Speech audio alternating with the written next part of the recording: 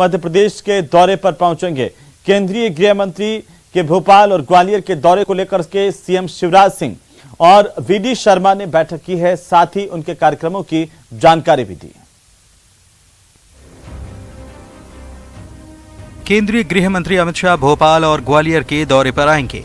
अमित शाह के दौरे को लेकर तैयारियों को अंतिम रूप दिया जा रहा है। भोपाल में सीएम ने कई विभागों के मंत्रियों और अधिकारियों के साथ इसी मुद्दे पर बैठक की। एमपी में मेडिकल की पढ़ाई हिंदी में शुरू की जा रही है। अमित शाह इस कार्यक्रम का शुभारंभ करेंगे, लिहाजा कल भोपाल में हिंदी से जुड़े कार्यक्रमों का आयोजन किया जाएगा। यही नहीं, हिंदी के नाम पर सभी जिलों में दीप भी जलाए जाएंगे। सीएम शिवराज ने इसे सामाजिक क्रांति करार दिया। लेकिन अंग्रेजी के बिना कुछ नहीं चल सकता, ये बेकार की बात है। दुनिया का हर देश अपनी अपनी भाषा में शिक्षा देता है। प्रधानमंत्री जी को इस संकल्प को मध्य प्रदेश पूरा करने जा रहा है भोपाल से, और हम मेडिकल की पढ़ाई के लिए हिंदी की किताबें हमारी तैयार हैं। और मुझे कहते हुए प्रसन्नता है, शिक्षा नीति में भी, नई शिक्षा नीति में मातृभाषा में शिक्षा देने का संकल्प व्यक्त किया गया था, उसको भी हम पूरा कर रहे हैं। उधर ग्वालियर में प्रभारी मंत्रियों और अधिकारियों के साथ बीजेपी प्रदेश अध्यक्ष वीडी शर्मा ने बैठक की। बैठक में अमित शाह के दौरे की तैयारियों पर चर्चा की गई। अमित शाह यहां एयरपोर्ट के विस्तारीकरण योजना का शिलान्यास करेंगे। उस दिन कई प्रकार के भारतीय जनता पार्टी की सरकार के मध्य प्रदेश के माननीय मुख्यमंत्री जी के नेतृत्व में कई हितग्राहियों को लाभान्वित करने का काम भी होगा। तो आज मैं मीडिया के मित्रों को एक बात बताना चाहता हूं कि इस देश के अंदर एक नया इतिहास बनने जा रहा है। अमित शाह एमपी दौरे पर कई सौगातें देंगे। यही वजह है कि उनके दौरे की तैयारियों पर बीजेपी के आला नेताओं की नजर बनी हुई है।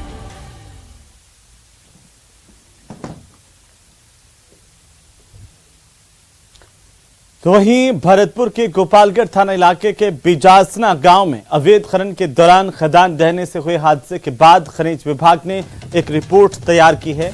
इसे लेकर गोपालगढ़ थाने में मुकदमा दर्ज करवाया गया। खनिज विभाग की रिपोर्ट में यह माना गया है कि मौके पर अवैध खनन हो रहा था। इस मामले में खनिज विभाग के अभियंता राम निवास मंगल ने बताया कि मौके पर गार्ड की तैनाती की गई है।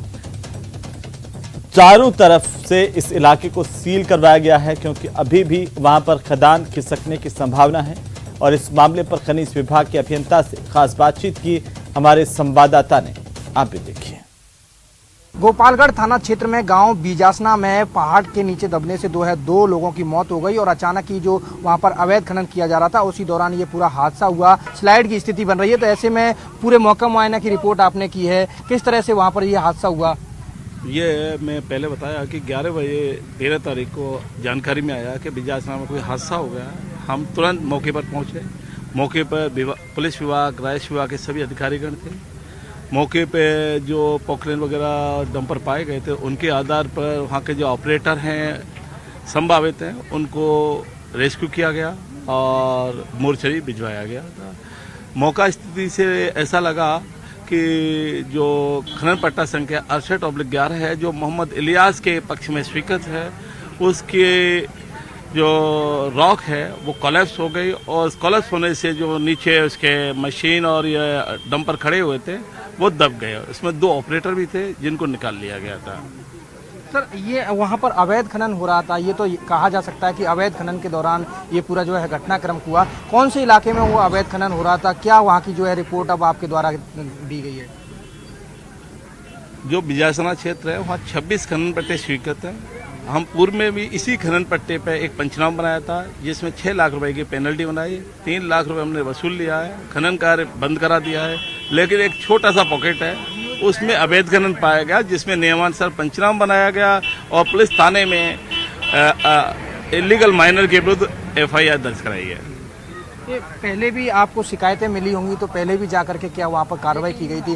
क्योंकि बताया जा रहा है कि लंबे समय से ये जो है यहाँ पर जो है ये अवैध खनन कार्य चल रहा था और अचानक ही अब ये हादसा हो गया। उसके बाद आप मौके पर पहुंचे, पुलिस भी मौके पर पहुंची। पुलिस को भी पहले से जानकारी थी कि यहाँ पर अवैध खनन होता है? नहीं, ऐसा नहीं है। जहाँ भी हमें शिकायत मिलती है हम मौके पे जाते हैं और कार्रवाई करते हैं। अब FIR कराई गई है, किन किन लोगों के खिलाफ FIR कराई गई है और उसमें क्या जो है हवाला दिया गया है? सेजू एक है जो पहले भी उसके विरुद्ध पंचनामा बनाया गया था और जो वहाँ जानकारी की गई थी तो सहजू के नाम से ही FIR कराई है, जो चिनाबड़ा का रहने वाला है। कैमरा पर्सन मान सिंह के साथ दीपक पुरी, न्यूज 18 भरतपुर। तो अब बात प्रदेश में बिगड़ती कानून व्यवस्था पर घनश्याम तिवाड़ी के बयान की। उन्होंने गहलोत सरकार पर जमकर निशाना साधा और आपको बता दें कि राज्यसभा सदस्य घनश्याम तिवाड़ी ने कहा कि प्रदेश में सत्ता का संघर्ष चल रहा है। मुख्यमंत्री कुर्सी बचाने को तड़फ रहे हैं, वहीं पायलट तरस रहे हैं कुर्सी पाने के लिए।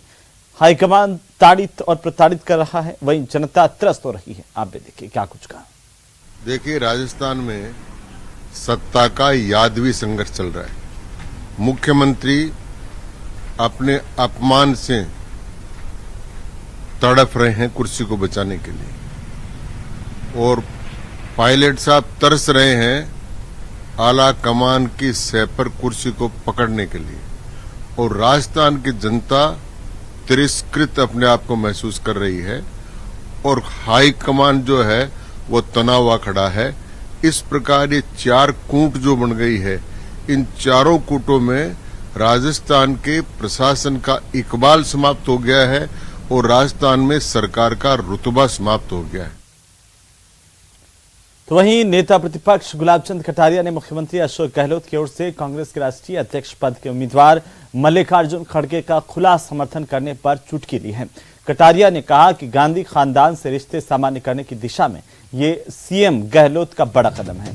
आपको बता दें कि मल्लिकार्जुन खड़गे प्रदेश के दौरे पर आलाकमान के प्रतिनिधि बनकर के आए थे। क्योंकि अध्यक्ष बनना लगभग उसका तय ही लग रहा है, क्योंकि जब कांग्रेस के इतने लोग उनको समर्थन में कर रहे हैं और फिर गांधी परिवार का भी उसको समर्थन है, तो गांधी परिवार के अगेंस्ट जाकर के चुनाव का काम संचालन करना तो कीजिए। लेकिन गांधी परिवार को खुश करने के लिए हमने आपके कैंडिडेट को दूसरों ने सपोर्ट नहीं किया, उसके पहले हमने सपोर्ट करके एक तरह से और उनको अपने पक्ष में करने का प्रयास करें। जो यहाँ स्वयं आकर के नाटक देख के गया था, उसका नाराजगी भी कहीं महंगी न पड़ जाए बन जाने के बाद, उसको भी बांधने का प्रयास किया है। तो वहीं केंद्रीय मंत्री गजेंद्र सिंह शेखावत ने बयान दिया। उन्होंने कहा कि गुजरात में एक बार फिर से भारतीय जनता पार्टी की सरकार बनने जा रही है। जोधपुर में अल्प प्रवास पर पहुंचे केंद्रीय जल शक्ति मंत्री गजेंद्र सिंह शेखावत ने मीडिया से बातचीत की। उन्होंने कहा कि गुजरात में एक समय था जहां 200 दिनों तक कर्फ्यू लगा रहता था, लेकिन इसके बाद से जब से नरेंद्र मोदी ने गुजरात की कमान संभाली, प्रदेश नंबर 1 पर आ गया।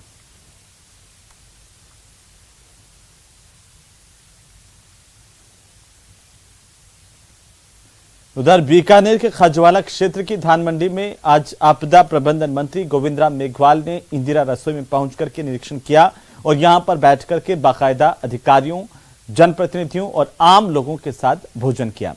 इंदिरा रसोई में भोजन करके उन्होंने गुणवत्ता भी जांची। वहीं मंत्री गोविंदराम मेघवाल ने इस मौके पर कहा कि मुख्यमंत्री अशोक गहलोत की ओर से प्रदेश भर में जरूरतमंद लोगों को 8 रुपए में शुद्ध, ताजा और पौष्टिक भोजन उपलब्ध करवाने के लिए इंदिरा रसोई योजना चलाई जा रही है। इसमें रोजाना बड़ी संख्या में लोग भोजन करते हैं। इस योजना के तहत रसोई के मेन्यू में 100 ग्राम दाल, 100 ग्राम सब्जियां, 250 ग्राम चपाती और अचार दिया जाता है।